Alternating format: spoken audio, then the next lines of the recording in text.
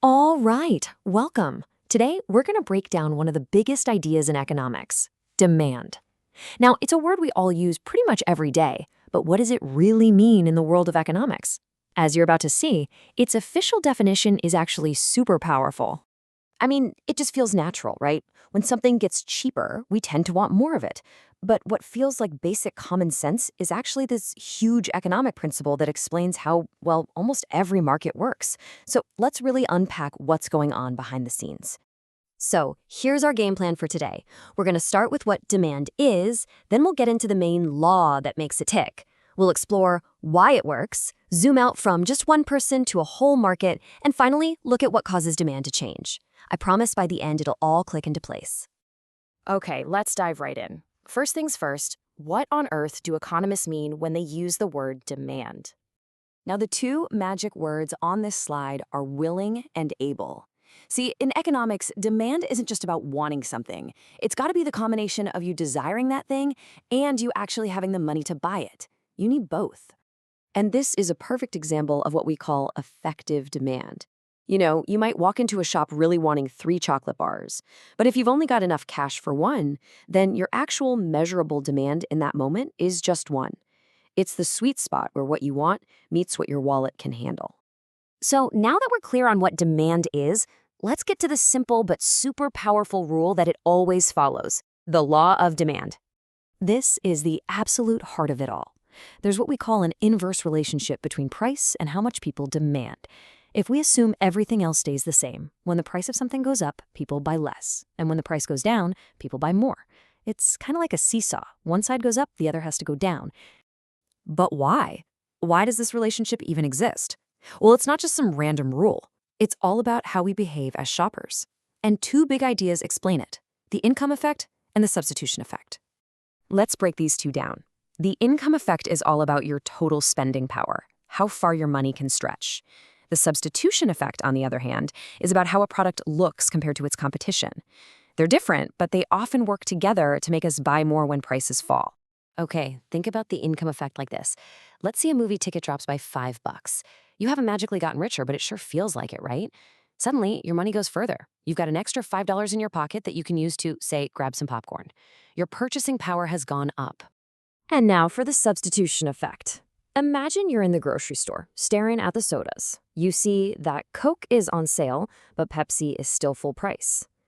Even if you like both of them pretty much equally, that Coke is now a much better deal compared to the Pepsi. So you're probably going to substitute the cheaper option for the more expensive one. It's all about that relative price.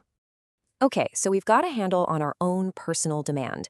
Now let's zoom out and see how we get from one person's decision to the demand of an entire market. It's actually a lot more straightforward than it sounds. To figure out the total market demand for something, you literally just add up the individual demand of every single person or every group of people in that market. So let's stick with our cinema example. If, at a price of $10 a ticket, 500 adults want to go to the movies each week and 400 teenagers do too, well, the total market demand is just the sum of those two. 500 plus 400 gives us 900 tickets per week. Simple as that. That's how we go from a single choice to a huge market trend. Okay, listen up because this next part is absolutely critical. We have to understand the difference between a change in the quantity demanded and a change in demand itself. I know they sound the same, but they're not, and it all comes down to what's causing the change. So here's the key takeaway. If the price of the product itself changes, we see a movement along the demand curve we already have. But if something else changes, like, say, everyone suddenly gets a pay raise, the entire curve shifts to a whole new spot. Let's see what that actually looks like. So on this graph, you see that one single downward sloping demand curve.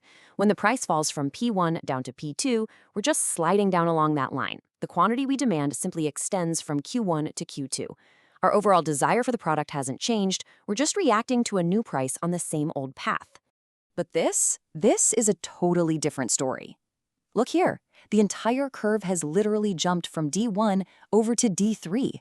What this means is that at every single price, people are now willing and able to buy more than they were before.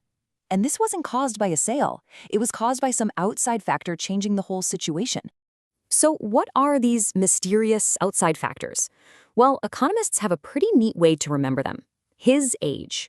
H is for household income. If people get richer, demand for nice holidays shifts right.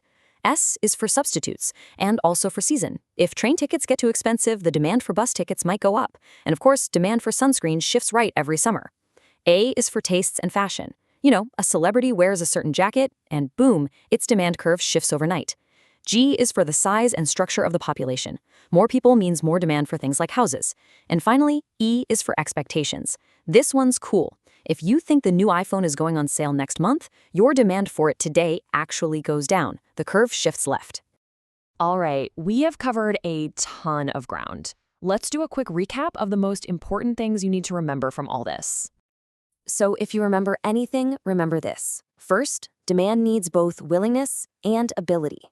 Second, the law of demand is simple. As price goes down, the quantity people want goes up. And finally, that really crucial distinction. A change in the product's price causes a movement along the curve, while any other factor causes a complete shift of the entire curve. So I'll leave you with a little challenge. The next time you're out shopping and you see a 2-for-1 deal, or you notice avocados are suddenly super cheap, just stop and think about what you've learned today. Are you seeing a movement along a demand curve, or has the whole curve shifted? Once you start looking, you'll see the principles of demand are absolutely everywhere. Thanks so much for tuning in.